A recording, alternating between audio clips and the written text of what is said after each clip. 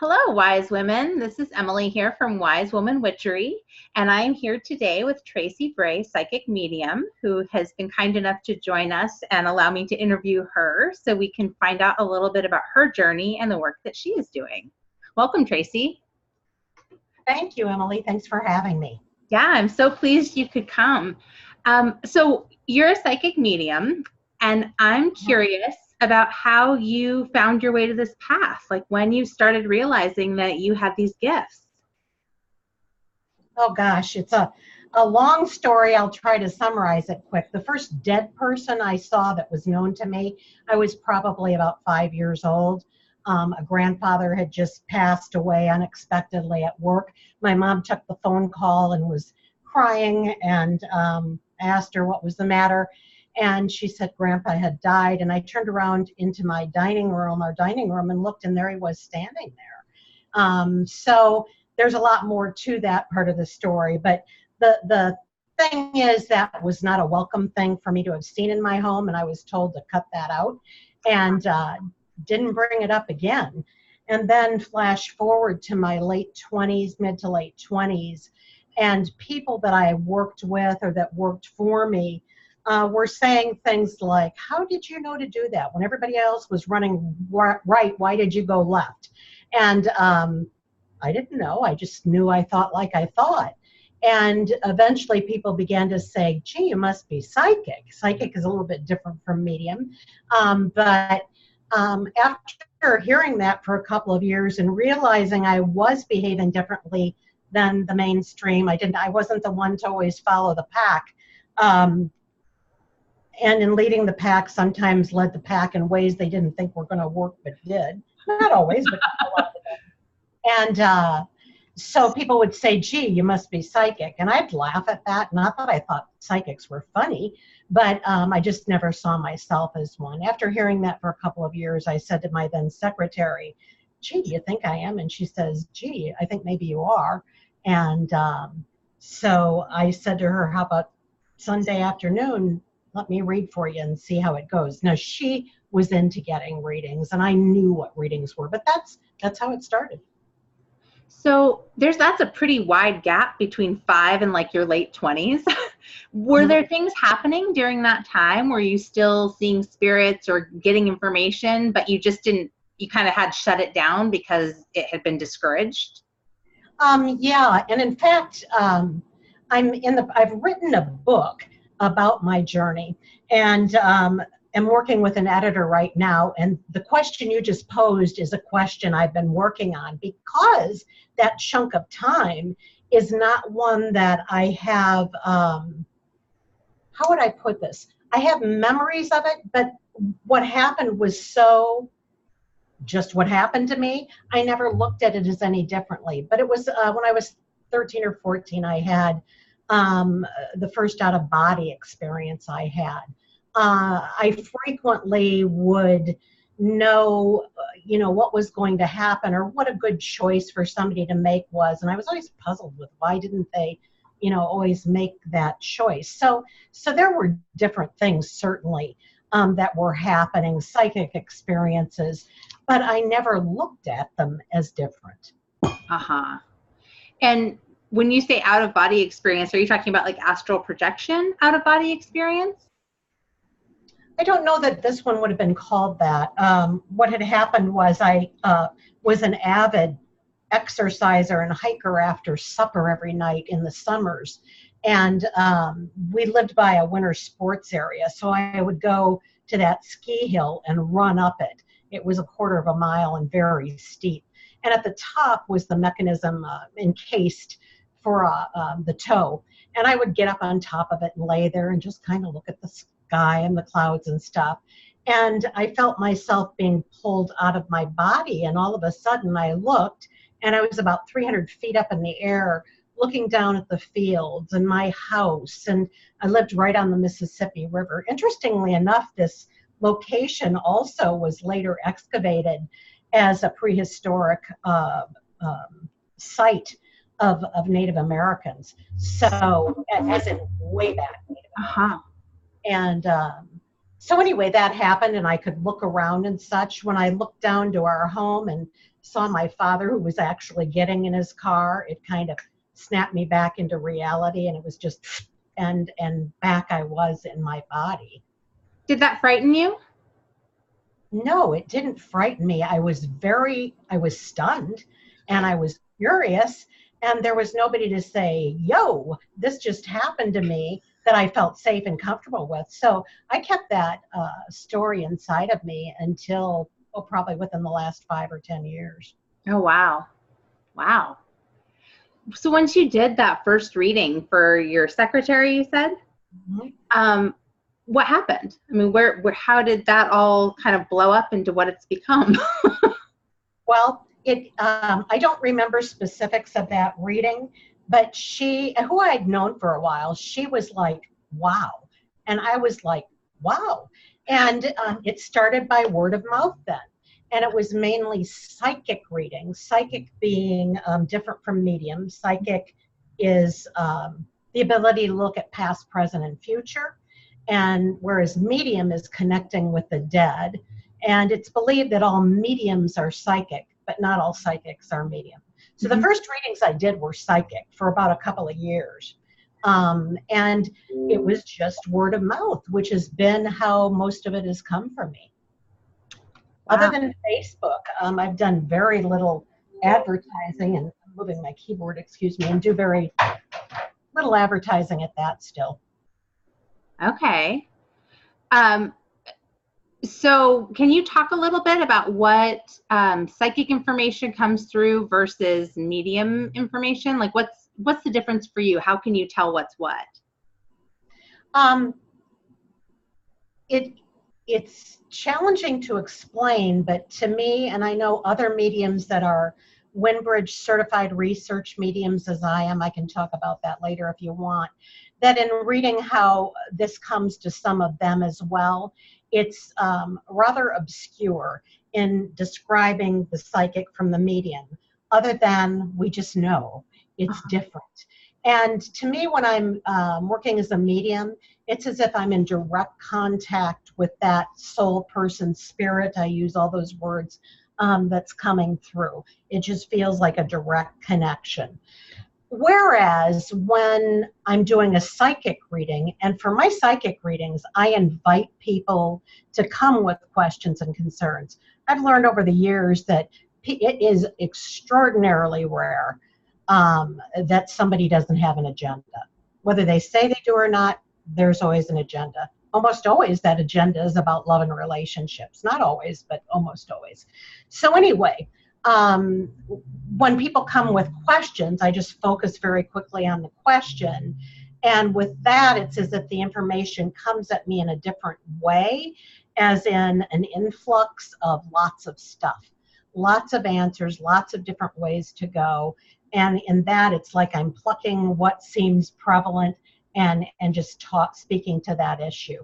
There's no way in either the medium or the psychic that as a human, I could grasp everything that is there. In psychic work, it seems to come faster, heavier, thicker, more. That doesn't mean psychic or medium readings are slow by any means. Just different. Yeah. Yeah. How do you receive your information? Does it tend to be through, I mean, I know there's all the different senses, right? So are you getting visions? Are you hearing? What is your experience? All of the above, for both medium and psychic. Other than in the medium work, I see things, hear things, smell things, touch things, am touched, and have just a sense about things. If people have heard of the word clairvoyant, clair means clear vision. There are all kinds of other French words beginning with clair that relate to different sensations we have. When I do a medium reading, all of those come through. I get something else called sympathetic pain, which I don't get in psychic readings. Sympathetic pain often indicates either something that the person experienced or suffered from, an illness, a challenge, a disability, or what they died from. And that's not frightening to me at all. It sounds frightening sometimes. For example, if somebody is coming through with a heart attack, I will get just this, I don't know if when you were in middle school, kids would walk up to each other in mine and do the snake bite on somebody's wrist and it would hurt. Yes. Well, it's like I get that in my chest often for a heart attack. Whereas if it's congestive heart failure, I'm fairly chesty, and it's like there is a scroll laying on my chest that starts to roll up into my throat, as in fluid filling up. So there's a difference right there in two heart-related conditions and how sympathetic pain comes in. But I will see things sometimes in still form, sometimes as if you were watching it, sometimes like if I said to you, think about your favorite movie you ever had, and you'd be picturing a scene. That's kind of how things come in. If I smell a rose, it might be that Roseanne is coming through. So all different things. Okay. One is never the same as the next. Well, I know I had a reading with you a while ago, and there were a lot of names coming through. Yeah. And I remember you saying something along the lines of you get a lot of names. Does that tend to happen kind of across the board, or is it just, was that just me, or was it? No, it wasn't just you. I've been reading for, this is Mo the cat's tail. I've been reading, let's see if I can show him to people so they get a face with the tail. Oh. But anyway, sorry about that. Names, I've been reading over 30 years, but about 5 years ago, names started to come in with a vengeance. Why? Maybe so that the spirit was shaking it up for me for some reason. I don't know. I just follow directions. And names come in, I've figured, for a few reasons. One, sometimes it is the direct name of the person coming through, first and or last and or middle. And sometimes the name will be of another family member or close friend of either the person coming through, the person I'm reading for, or both of them. And what I think that does is spirit, the soul, the person is telling the client via me, see, this is me. I know what goes on in your life. So that's one of the reasons names come up. The other is that when the client acknowledges, yeah, I know that name. And it doesn't matter if it's family or not, you like them or you don't, you knew them well or you don't know them at all. It seems as if the name, when it's acknowledged by the client, is, it's like it tosses out a stepping stone for me. And I've learned that when that happens, that if I just follow the stepping stones, back around we get to where we need to be. Why does it work that way? I don't know. Why don't they just say, hello, I'm Jane Doe, born on May 21st, 1982, and on we go. Sometimes that has happened before, but not routinely. Uh-huh. So it's more of a detective game. Kind of. And I have a master's in law enforcement, so go figure. Aren't they the tricksters? Right. I was going to say that explains it all right there. They're like, we know how to communicate to her. She'll follow our lead. She likes the games. Right. Yeah. Maybe I've not told them, hey guys, we can try something different here, but which I haven't. I've always kind of been at their whim, I think, to just do as they want to, and I follow suit and am able to make a career of this. Mm-hmm. And it sounds like the way you have experienced this has changed over time. So, mm-hmm. Like you said, about 5 years ago, the names started coming in. So that wasn't always the case. What other things have altered for you over time? Wow. I equate reading, especially the mediumship, I guess both mediumship and psychic work, are learning a new language. And I think when you think of English, if you were learning to speak English as a new language, you as a younger woman could go your entire lifetime and not master the entire language. So, you know, that's one way. I'm just grabbing some water here. That's one way that this shifts and changes. once I started doing the medium work in addition to the psychic a couple of years in, one of the shifts then was, of course, all of it was 100% psychic. And now it's flipped to probably 80 to 20, where probably 80% of what I do is medium and or psychic, and maybe 20, if not less than that, is just psychic. So that has been a change. What people expect, what clients expect out of this has shifted dramatically. Once, let me think back, Alison Dubois, who had the show The Medium, Yeah. That show came on, and then Teresa Caputo, the Long Island Medium, and Tyler Hansen, the Hollywood Medium, etc. It seems like when those shows come on, that the expectations of clients are much, much higher than what most mediums do. And that could include Tyler and Allison and Teresa. I'm not quite sure there. I don't want to speak for them. But those shows are, when they're a 30-minute show, actually the actual footage taped is 5 to 8 hours. That's boiled down into the 20 minutes of actual footage that people see. And furthermore, from John Edward, I know, an excellent U.S. medium, he had no editorial control over his show, nor do the others, as far as I know. And so the public gets what the editor wants them to see rather than what a real medium reading is. Well, and that's the point of Hollywood, right? I mean, they're trying to sell some TV, so they're going to make it be, they're going to distill it all the way down and leave out anything that might not sell. True. That is true. So yeah. I think the expectations of the watcher can be higher than maybe what it's even possible to deliver all the time. Sure. Do you get negative feedback from people who say, like, well, I was expecting it to be like that show I watched? Not often, but I do. I was just thinking last week that I hadn't had any negative feedback for quite some time.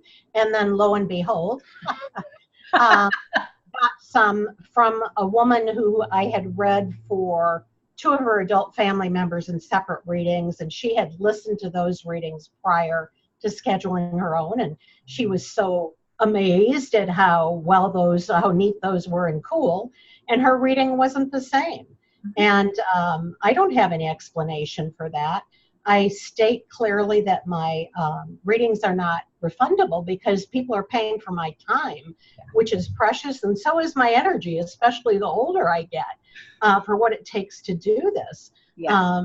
But, so that was a recent dissatisfied person. And I get that if, I kind of equate it to going out for a really nice dinner that I think we all hope dinners are nice, but they're not always the same. And even if we go back to the same, top of the line restaurant, if we order different things with a different chef, it's going to be prepared differently. And one night might be just an A+++, and the next night is a C-. Mm-hmm. And, so it goes. I love that you're so candid about that because, and the other piece of that is that I really think so much of that has to do with expectation, right? Which is this whole idea of what we see on TV and then we expect this thing, or somebody listened to somebody else's reading and then they anticipated receiving something similar. And the reality is that you don't control what comes through, right? It's just what shows up in the moment, and that's what we have to work with. Exactly. Yeah. And also I've noticed in psychic readings that people sometimes, not always, and this seems to happen more by phone sessions, which are about, again, 80% of what I do is phone, maybe 20% in person. And I always give a spiel of, kind of instructions. And then I'll say, I'm going to be quiet for a moment and see what comes. And then we start. And sometimes, even if I've said to people this, now, when I say I'm starting, I'm reading. My voice won't change. I'm not a physical medium. My facial expression doesn't change. Sometimes in person, my mannerisms will mimic mannerisms of the dead, which I think there's a reason for that. But sometimes people wonder, well, when's she going to start? So now I'm prefacing with, if I have a personal opinion, I'll tell you it's a personal opinion or thought. If I make a referral, it's because Spirit has asked me to make a referral to you. And it might be something I know about. And if I don't, I'll encourage you to Google it.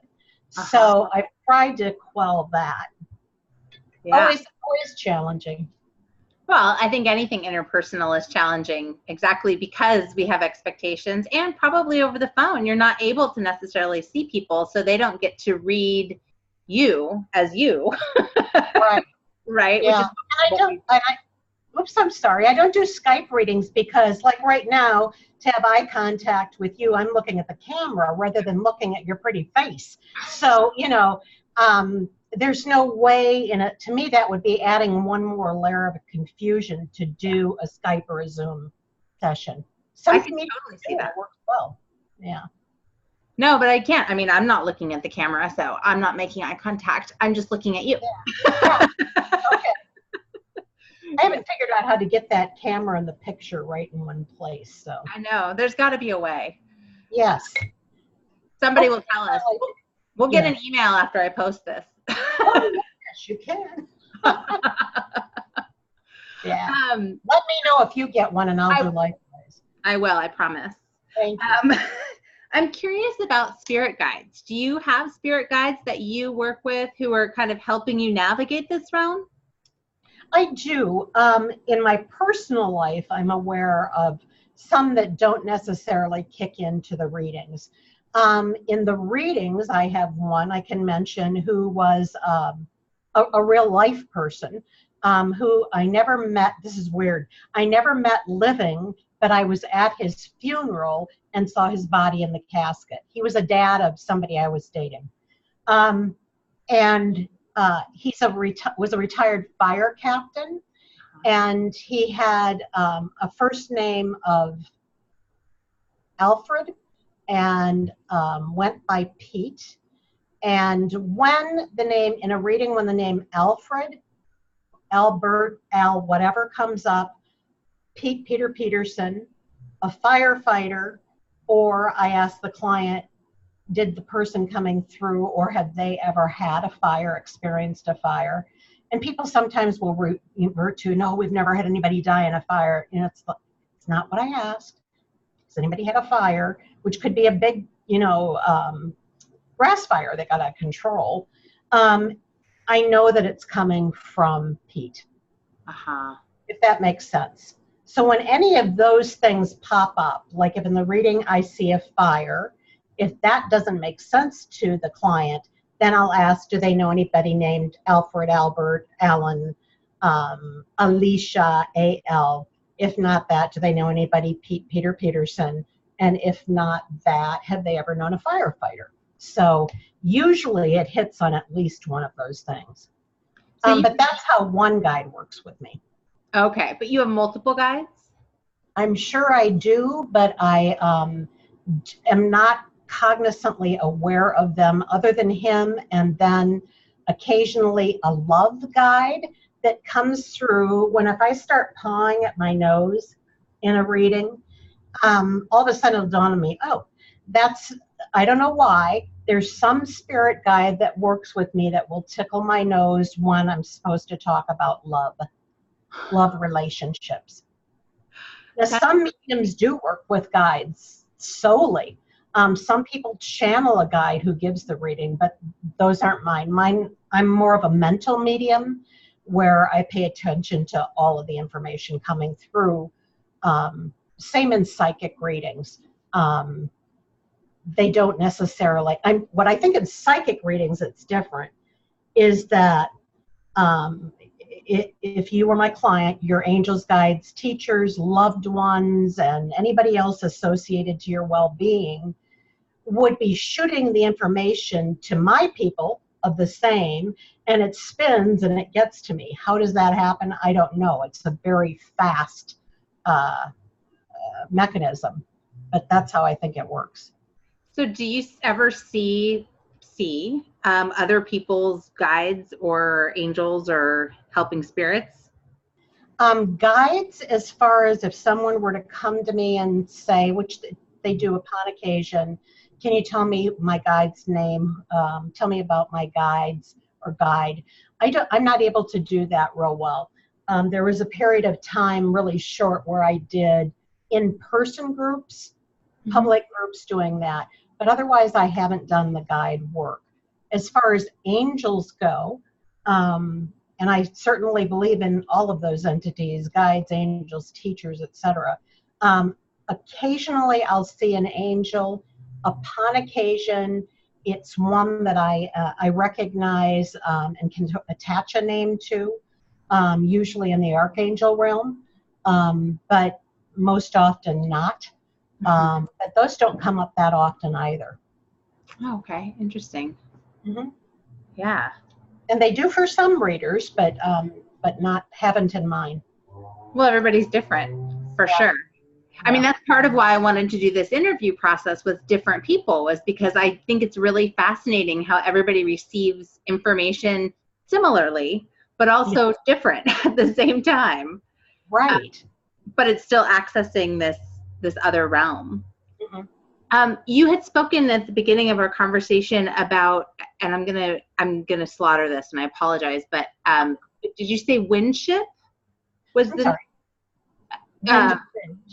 wind bridge? Thank you. I apologize. I didn't write it down, but that you're an evidential medium. Is that correct? Can you say more about what that process was about? Windbridge, the process. Windbridge is one of 5 organizations in the world. You can find it at windbridge, one word, .org. And it is one of 5 organizations, research organizations in the world that uses mediums and study. And for Windbridge, it's an 8-step, it was an 8-step process to get into the program. Those 8 steps are listed on their website, but to shore them up, it was an application, verbal interviews, some readings where I did readings for them, some minimal education on death and dying. I'm trying to remember what else. It's been so long ago, but it took 8 months once I was from application to selection, and there were, I think, 1,300 or 1,400 applicants. They had to close applications, and I was one of 20 initially that was selected. So I'm just very honored to be part of them. The research process is really important to me. I have a research background with my master's degree. And one of the neat things that Windbridge has been able to show is that mediums are getting their information, from somewhere, beyond cheating, beyond reading minds, beyond influence of the researcher. They've weeded out, because these are quintuple blind studies when we do readings. That's almost like playing telephone, that elementary game, and there are 5 people between the researcher or the actual person that's passed and the medium. So I never know anything in a research setting about the dead person in life before or after the reading. Never know how I score, other than that I've scored okay to stay in the program. So how often do you do this process? Oh gosh, it's always different. What we do for research with Windbridge depends on what funding they have to do studies. And one of the last things we've been involved with was a profile of mediums, which I'm so glad they've done. I think it's important to know who you're dealing with. 100 years down the road, then you can't say, well, we don't know who those people were, and we don't know blah, blah, blah. And this is telling Windbridge what are commonalities of mediums. not only amongst us as a group of research mediums, but also they're comparing that to the general population. And there are some interesting things coming up about that. You can read those at winbridge.org. I encourage anybody to sign up for their email newsletter. It comes out about once a month, and it's very informative and in plain language. You don't have to be a researcher to pay attention to it. That sounds really fascinating. I mean, I love reading about stuff like that, so I'm totally going to sign up. Good. And every once in a while, they use the general public in studies, so you'll be the first ones, you know, those of you that sign up for it, to usually know that you can apply to do that. Oh, that's really cool. Mm-hmm. Yeah, that sounds fun too. Yeah. The next thing I wanted to ask you about was channeling. Do you channel? Do you consider yourself a channel? I know that I can channel.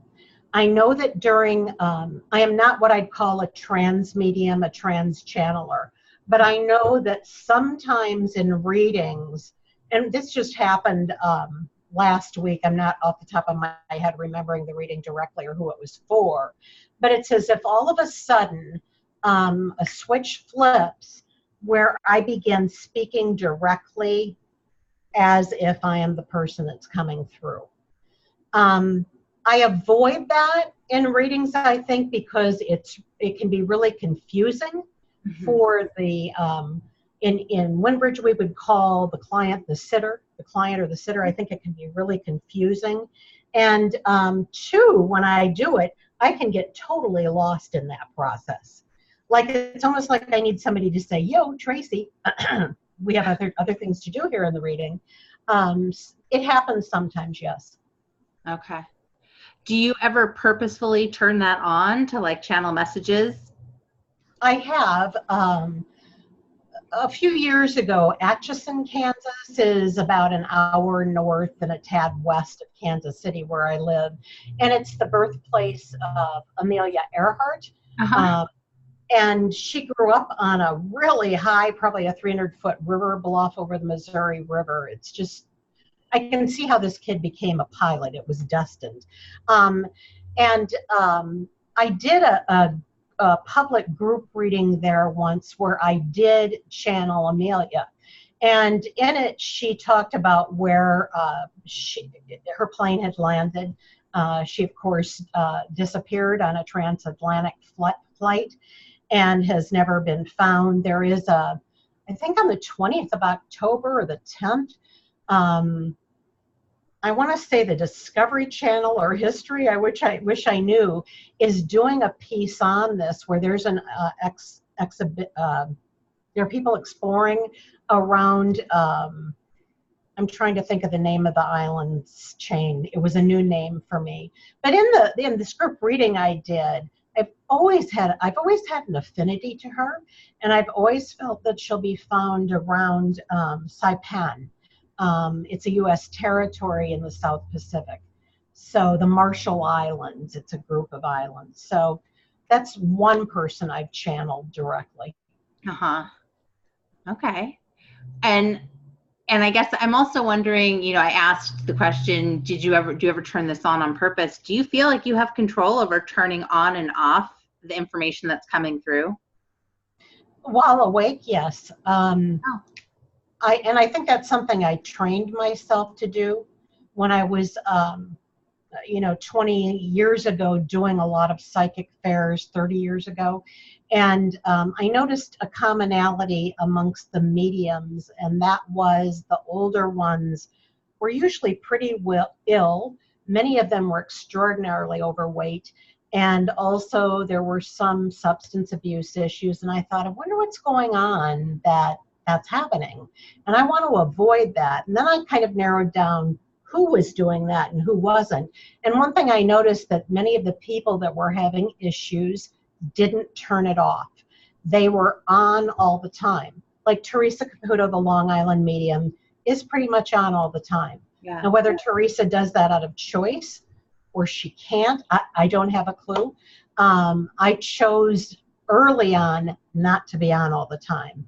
And I began to do things like when I'd leave a psychic fair, I'd say, it's going to be 10 minutes before I hit the bridge, and between now and then you can keep yakking at me, but once I hit the bridge, I'm done. I'm off for the day. And I've been able to do that. I'm a precognitive dreamer, though, about some things, and that I don't have any control over. Other than in that, when that was going full-fledged about 15 years ago, through prayer, through thought, I said, if you want me to have these messages, I specifically have dreamed ahead of them happening, usually within 24 hours, major air crashes. And I've asked for, if you want to give me specific info, like destination, origination, time, airline, etc., lay it on me, baby, but otherwise leave me alone. And they really, they don't happen very often anymore for me. And I think part of that is because they're very respectful. Uh-huh. Did you have any training around how to turn this on and off, or even just training in general? No, I think I'm a medium by the seat of my pants. I love it. So everything that you've learned has been on your own. It has been, for the most part. I took some Akashic Records classes, and I think when I did that, I thought, oh, gal, I've been doing that anyway. So, where not that I haven't learned things from other people, I think the most things I learned was as a very young medium, getting readings myself and learning through observation what worked and what didn't. So I think that helped a lot. Mm-hmm. And I'm curious, can I ask kind of a personal question that's not about this? So you have a degree in law enforcement? Mm-hmm. And were you working in that field and then kind of your career in this realm took off, or have you been doing both simultaneously? How has that worked for you in your life? Yeah, I was already reading, well, not quite. I got my master's degree in 2004, and I'd been reading quite a while before that. So I stopped working in that field. I was working in it before, but I stopped working in law enforcement as a career due to a brain injury, which also happened way after I'd been reading, from black mold. And how do I answer this? I think the two fields then, did I come out to my colleagues and say, oh, I'm a medium, I'm a psychic? No. I knew that I needed to maintain my credibility, and back then I would not have been able to be quite frank. And therefore, for a while, I didn't feel real great about not living in integrity to both communities, the psychic medium community and the law enforcement community. When that injury happened, it forced me out of that work, because for quite a period of time, and still to date to a certain extent, I lost the ability to master executive functioning tasks and skills, which is short-term memory and organization and things like that. So I think, if I looked at the grand scheme, I intended at this point in my life to be retired from a major university where I was a professor in law enforcement. I was just starting to work on my PhD when this business happened with the mold. And I think the mold kind of came in and said, we have other plans for you. You're going to be over there instead of here. And so it is gone. And so having this brain injury, it did not impact the psychic medium part of your brain? It did not seem to, no. And I'd say, because I became more dependent on it for my livelihood, I got a lot more practice and experience with it too, which only helps things along. But I did not notice any change that was negative, no. Huh. Interesting. Brains are so interesting. Fascinating. Yes. Yeah. I'm also wondering, I mean, I believe everybody has psychic or at least intuitive skills, right? And I'm wondering if you have any advice or exercises for people who might be wanting to strengthen that part of their experience. Sometimes I think that the universe provides us tools that are right here available to either you or I right now, and those are in nature. Birds, animals, etc. I encourage people to utilize 3 books by an author who's now deceased named Ted Andrews, and those are Nature Speak, Nature Speak, Animal Speak, and Animal Wise. And all 3 of them are glossaries of trees and plants and animals and reptiles and all kinds of things that when, for example, you see a cloud in the shape of something like that, look it up in the book to see what messages might be coming for you. Let's see, what else do I do? I recommend too, because signs come to us, and I don't teach how to do this. Part of that is because I'm a by the seat of the pants person, and how to translate that into teaching hasn't worked real well for me. In law enforcement, I taught a lot and did really well with that, but not in this so much. But another resource book I think that is the most comprehensive dream dictionary I've ever seen, which also applies to symbols and visions that we can get, is called, let me see, I'm looking right at it, In Your Dreams. And it's also published under Guide to Dream Symbols. And it's by a woman with 3 words to her name, Mary Summer Rain. And that I started with when I started to do readings, when I sit and concentrate with somebody. Initially, I got symbols. So I started to look those up. And all of a sudden, it was like, the story would be built. And I don't need to use that any longer. It's very rare that I'll look something up. In animals, I certainly do, or in nature, but as far as symbols go, no. So those are 4 books that are just invaluable. Excellent. Yeah. Do you find that you have your own symbol library, like your own personal symbol library that has maybe grown or evolved over time, so that what you might see and know what it means might not, jive with what you read in that book at this point? Yeah. An example would be if I saw a little red ball and jacks.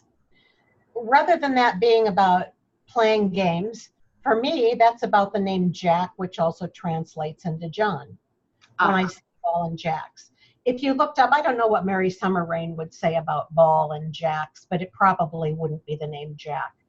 So, yeah, there are a lot of different things. What I did, and I advise people that are new to this, is to keep a dream dictionary and being willing to write in these and pencil in when what you get is different than what is given in that definition. Yeah, I love that idea.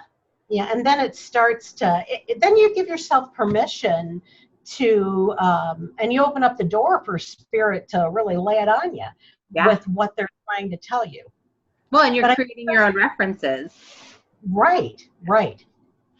I know Laura Lynn Jackson, who is a Windbridge medium, she wrote a book recently called, oh golly, I can't remember now. It's been on the bestseller list though. And she's just written another one that is about the symbols that'll be coming out really quick.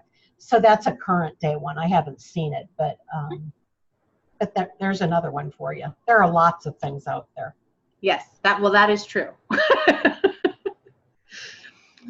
So can you tell me a little bit about what your offerings are in the world? I mean, you mentioned earlier that you do phone readings and some in-person readings. Are there other things that you do as offerings?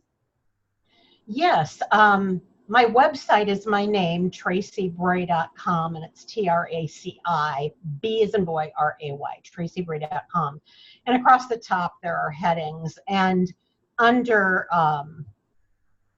scheduling are the half-hour and hour phone sessions I do, as well as in-person sessions. Most of the in-person sessions I do are, of course, near where I live in Kansas City. Upcoming, I have some in-person sessions in Fort Myers Beach, Florida coming up, and Sacramento, California. I get up into the Des Moines area every once in a while and out to Ocean City, Maryland, where I have groups of clients. If people are interested in me coming to them for a distance, don't put it, leave the opening there that I might be able to do that. And we'd have to talk about it. Usually it needs to be built around a group, though, because I have to not only cover my expenses, which can be hefty, but make the money that I would have missed being home. I also, off the website, offer 2 types of readings via email, which can be psychic or medium. And one is for something more detailed, and the other one is just kind of a simple question with a quick answer. Oh, okay. So those are on there. And then every once in a while, I have a special offer going too. So those come up. And how would people find out about your special offers? On the website, there's a tab that says current specials. Keep in mind, though, within the next month, my website will have been totally revised, and I don't know if those will be the captions or not, but probably. And there's one up there now, good through August 15th of 2019 for 25% off a 30 or 60-minute phone reading. Okay. And I know I'm on your mailing list, but I don't remember how I signed up for that. So if people are interested, how can they sign up for that? Your questions are so good. Thanks. No, all of them have been great. But on the website, there's a contact tab. Okay. And when you hover over that, there are 2 possibilities. One is to contact me for whatever, and the other is email sign up. And that's how you can get on that. Okay. And I send out a monthly newsletter. I think this year I have done it we're in the 8th month, and I just did one today. So I've done them 6 out of 8 months this year. That's pretty good percentages there. Fairly good for me. But that usually has and they're free, usually has an article in it, my schedule, a channeled message, which I guess I didn't speak to that in channeling, that I will sit and just be quiet and see what they have to say for that group, the email group, for example. And they're the only ones that get that message. Okay. I am on Facebook. I post there nearly daily under Traci Bray Medium. And I do channeled messages there upon occasion too. Okay, great. So before we kind of wrap up today, I'm just wondering if there's anything that I should have asked you that I didn't. Oh, wow. Or anything you wish that I would have asked you. Wish, no.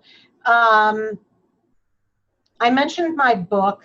It's with an editor. It's probably going to be a good, assuming a publisher picks it up, it will be a good year before that's ready, but I intend to follow through with that and make that happen. I can't think of anything else off the top of my head. Okay. I think I often say in my personal life that I kind of have, for those of you that remember the show Lassie, which was about a collie and his master Timmy and Lassie. And every freaking week, Lassie and Timmy would have a life and death or adventure. And sometimes I think I have Timmy and Lassie life, and I think the book will show that in ways people will be really surprised at. I've been blessed in having a great career in the law enforcement and specifically domestic violence and meth arenas, and this area of my life in the medium and psychic realm has just been fabulous as well. I've been blessed. Wonderful. Well, I really appreciate you taking your time today. And I just want to say to you, I love your energy because you are so grounded in yourself as you're speaking. And lovely. I mean, it's really lovely. I appreciate you. Thank you. Thank you. I've got to tell you on that, my massage therapist would not agree because every once in a while she'll be at my feet, which will be kind of hovering in the air. She'll say, ground yourself. Put your feet down. Ground yourself. Okay, well, today in this moment, you Thank feel grounded to me. I appreciate that. I feel pretty grounded too right now. Awesome. Thank you. Yeah, Thanks for having me. Of course, I appreciate it.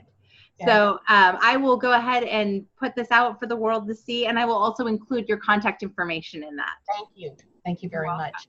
Appreciate it. Thank you, Tracy. You take good care.